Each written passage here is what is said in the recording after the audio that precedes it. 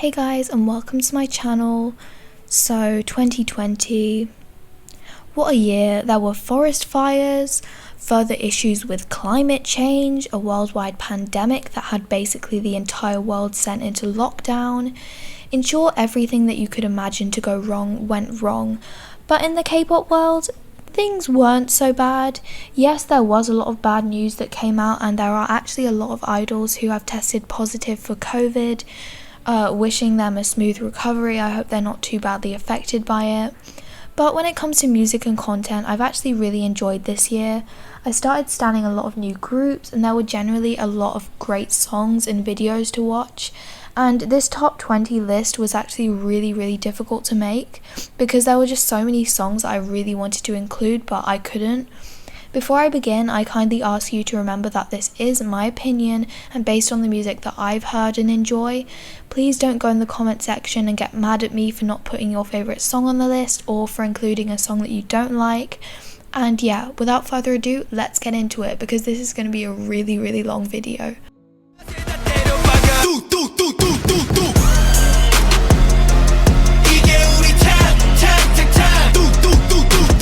I said in my video on the Mnet Asian Music Awards that this song might not be my favourite song of 2020, but it is definitely the most iconic song this year and nobody can deny it.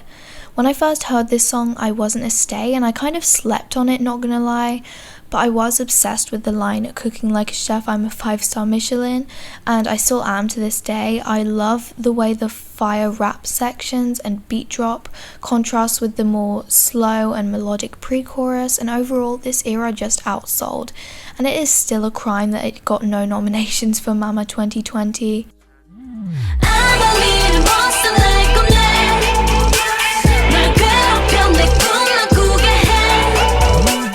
Coming in at number 19, we have Monster, the debut track of Red Velvet's first ever subunit. Very few people I've met don't love this song. It feels so dark and sinister but also powerful. I just love the way that this song progresses with moments of delicacy and then moments of rich intensity which create a really good dramatic effect. The vocals on this track are amazing as always, and both Irene and Seulgi's voices really suit this song. So yeah, I couldn't not include this release.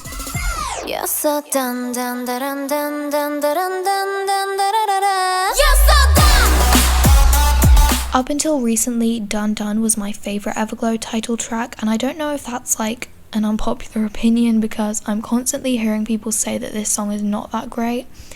But it is that great, for me at least. I just love the badass energy behind the song, the moment of silence before the strong electric beat drop happens. I also love the bridge, the harmonies and the build up at the end is golden. And can I just say, Everglow genuinely has such a cool rap line. Like, I don't know anything about rapping, but Aisha's deep voice and EU's unique tone do be hitting different.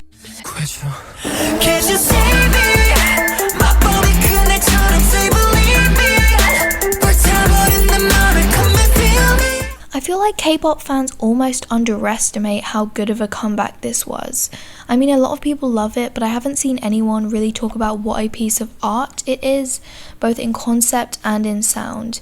Can't You See Me might sound like a regular pop song at first, but as it progresses, you notice new layers to it.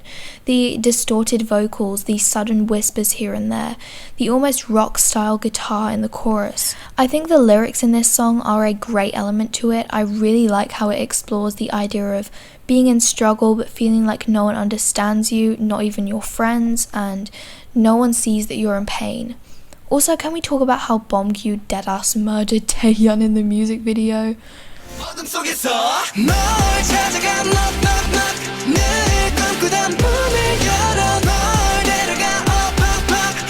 I don't think I've mentioned Astro or any of their songs at all on this channel, but for those of you who were wondering, yes, I do know of their existence. I honestly really like Astro's music, especially Blue Flame, what is that?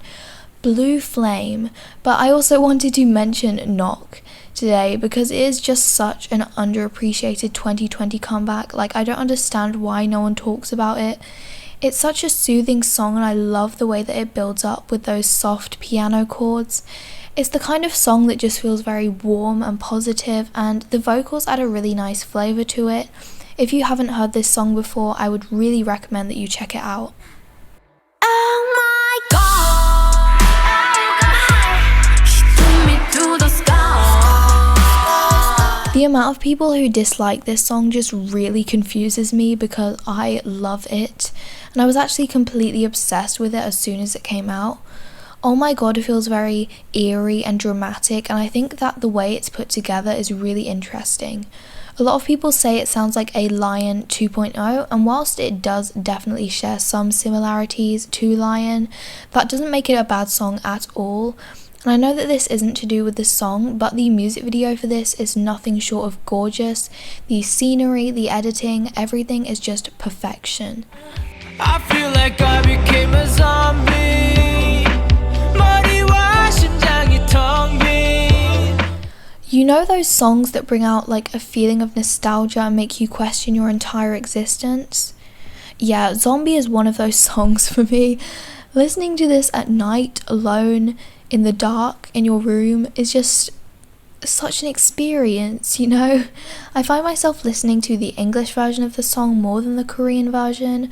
I just love the lyrics and the meaning behind the song. I don't know, it's just...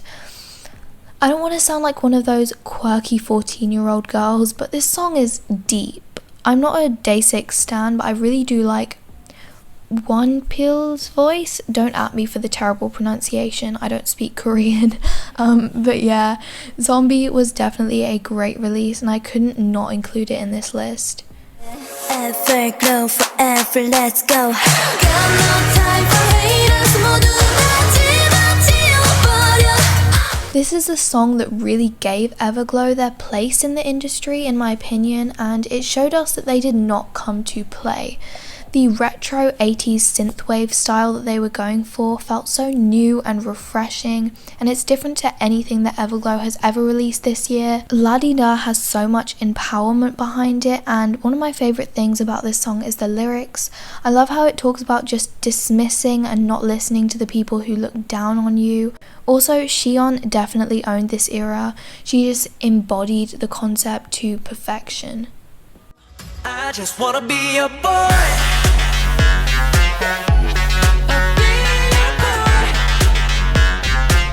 Where are the boy enthusiasts at? That sounds weird. Seriously though, I've seen so many people say that this debut was disappointing and overhyped, and I mean, yeah, obviously you're allowed to not like the song, you're allowed to have your own opinions, but this song is just so good. Like, I don't even know how to describe it. It's just good. Like, it just sounds good. I don't know, I'm not a music critic, okay? If I had to pick a favourite part, I would choose the second verse. I think the composition of Haruto's deep vocals, would his part count as vocals or rap? I don't know, but anyways, his voice and then Jungwoo's moment and then Hyunsuk's rap, I just love it. Treasure Rookies of the Year.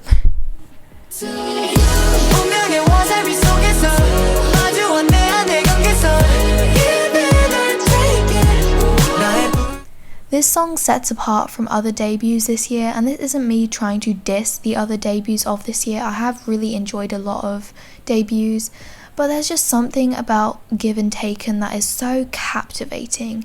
The use of real instruments, I mean, they're probably electronically generated, but they have a very like natural sound. The use of them really adds a mystical touch to the song, and the way that the rhythm is used is really unique and interesting to me. This release serves as a reminder of the things that I like about Big Hit. I know they're not fully under Big Hit necessarily, but I think they're somewhat influenced by Big Hit, and the MV was published under Big Hit's channel, I believe. Any engines, please clarify, because I don't really know like what company they're meant to be under. But anyways, obviously I have my issues with Big Hit. It is a K-pop company after all, But one thing that I really enjoy about the content that comes from there is that a lot of their songs and music videos are a layer deeper than they appear. It often feels like there is some sort of like underlying story or message that is being conveyed, and that plays a big part in what I find so enchanting and intriguing about this song. 보랏빛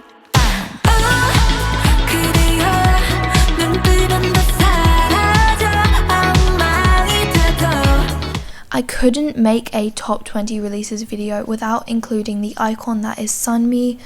보랏빛 gives off the vibe of traveling through a city at night during the summer.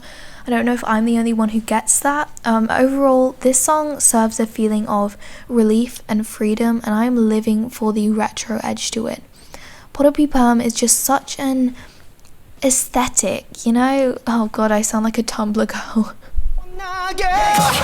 Left and right, left and right, left and right, rip it, left and right. I spoke about this song in my favourite K-pop songs from groups I don't stan video, and I basically still have the same opinions on the song that I talked about in that. It's just such a fun and energetic song, and I can't imagine not loving it. I really like Don't Wanna Cry as well, but so far I'd say that Left and Right is my favourite 17 title track that I've heard so far. I absolutely love the choppy raps, the strong vocals. This song is just everything really.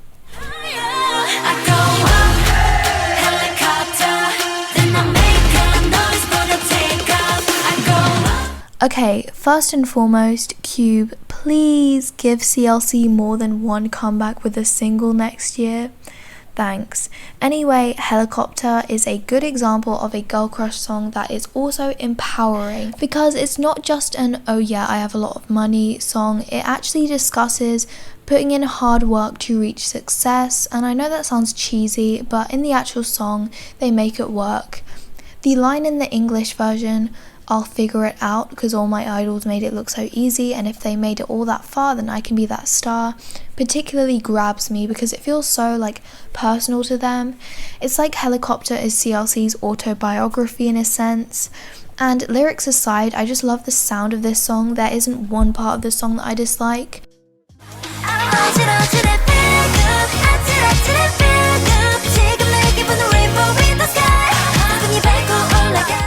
This is another song that I talked about in my favourite K-pop songs from groups I don't stan video, and basically I praised how functional this song is. Because song functionality is not a right, it's a privilege, and I feel privileged to be able to hear this song. Honestly though, Feel Good has the ability to completely transform your mood. I think that the chords in this song just feel so warm and melodic, and they play a huge part in what makes this song so addictive. This song is also very adaptable because it's upbeat enough to bop to, but it also has a relatively low intensity to it, so you can just enjoy it when you're just trying to relax as well. So yeah, that's why I really like Feel Good so much.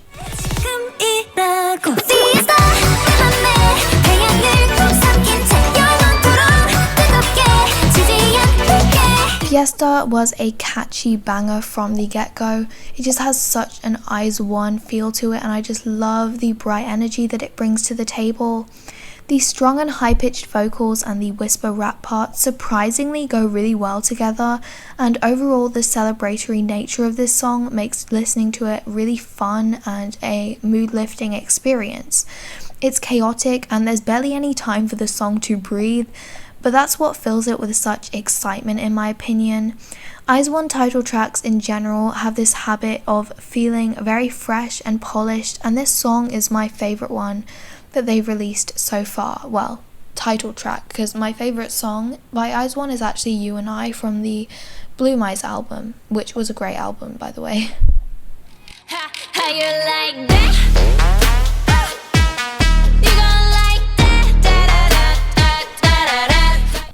I know that there are a lot of people who don't love this song and think it's just a do 3.0. And I mean, yes, it does follow Blackpink's main song formula, but objectively it's still a great song. This was actually my first Blackpink comeback since I started stanning like a month after Kill This Love, and I was not disappointed in the slightest. It's basically everything that I love about Blackpink's music mashed up into one song. The dramatic, emotive vocal parts, the punchy rap sections, the beat drop that goes hard. The music video was beautiful as well. Every set is just so impressive. So yeah, How You Like That is definitely one of the more memorable 2020 releases, and it deserves that recognition. Whoa, whoa, whoa, whoa. Let's pump it up. When I first heard Why Not, I liked it, but I wasn't crazy about it. But within a few days of its release, I became really addicted to the song, and it's currently my most listened to song from the past 6 months. I think the main thing that I love about this song is the pre-chorus. The build-up is just so good, and I'm absolutely obsessed with the smooth melody. I also cannot stress how much I love Kim Lip's voice, especially on this track. But the truth is, the highlight of Luna's comeback with Why Not isn't even Why Not itself. It's the B-sides, or more specifically, Universe. Universe is my new favourite Luna song of all time. It is just so magical and calming, and it's just a really, really beautiful song. If you haven't heard it yet, please do check it out, as you won't regret it.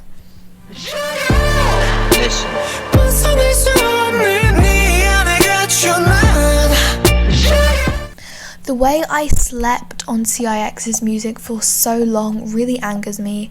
I've said before that Movie Star is my favourite CIX song, but in recent weeks, I guess, I've become completely in awe of Jungle. This song is just phenomenal, it really is. It's intense, it's heavy, it's dramatic, it's cinematic, it's mind-blowing, and I know it just sounds like I threw a dictionary into that sentence, but I mean every word of it. That breathing sound effect and the run before the beat drops literally gives me chills every time I hear it. Whoever decided to put that into the song is an absolute genius. The song is just so effective, and it really grabs you and draws you in, much like how the meaning of this song is about being pulled into an inescapable love. The music video is just as stunning as the song itself. It's genuine art, and one of the best ones I've seen in a while. This song alone was enough to convince me to stan CIX, and whilst I wouldn't necessarily call myself a fix yet, I do know all of the members' names, and I can match the names to faces now, so if I watch more of their content, I can definitely see myself becoming a fan. Out of control.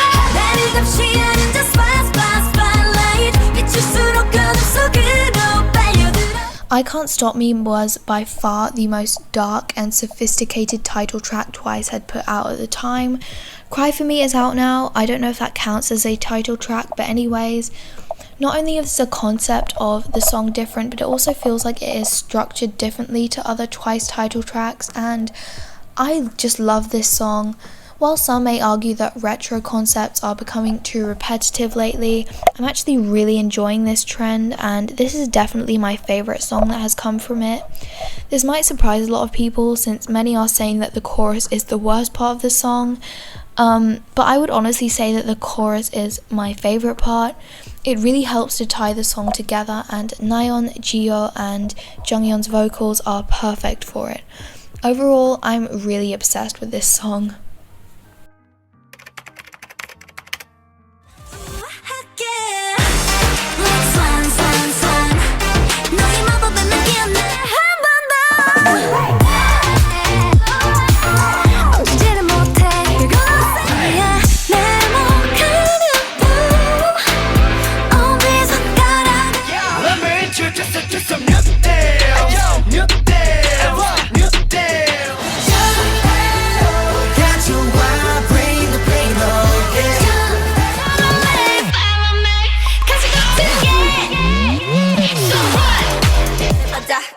Cause I'm not shy, not shy, not me. 난 잘 보이잖아. 네 멋대로 내 사랑을 끝낼 순 없어. 너 없이 난 아무것도 못해. 내가 바보 같아 보이겠지. I know some people watching this are going to be like, huh? What? I Love You isn't that good. But with all due respect, I don't care. I kid you not. When I first heard this song and watched the music video, I was on the verge of crying because it was so good. I sat there for a whole 3 minutes with my hand over my mouth, silently screaming on the inside. I don't remember being so in love with a comeback from first listen since Feel Special, and that is saying a lot. Nothing much to say except Rapline's verse saved 2020 and the pre-chorus cured my sadness. And if you don't like this song, that is fine, but I will be bopping to it until the day that I die. Thank you. Anyway, this video was so long. It was like almost half an hour long, it feels like. But anyways, I hope you enjoyed it regardless. I hope it did a good job in wrapping up 2020. And most of all, I want to thank you guys for such an amazing year with this channel. Thanks so much for all the support you've shown me. I know it's cliche, but it is really heartwarming to me. I really hope that you have a fantastic Christmas, or if you don't celebrate Christmas, I just hope you have an amazing day, week, month, life. And I also want to wish you guys a happy new year. As always, thank you so much for watching. Feel free to share your favorite 2020 releases in the comments, and I will see you guys very soon. Bye.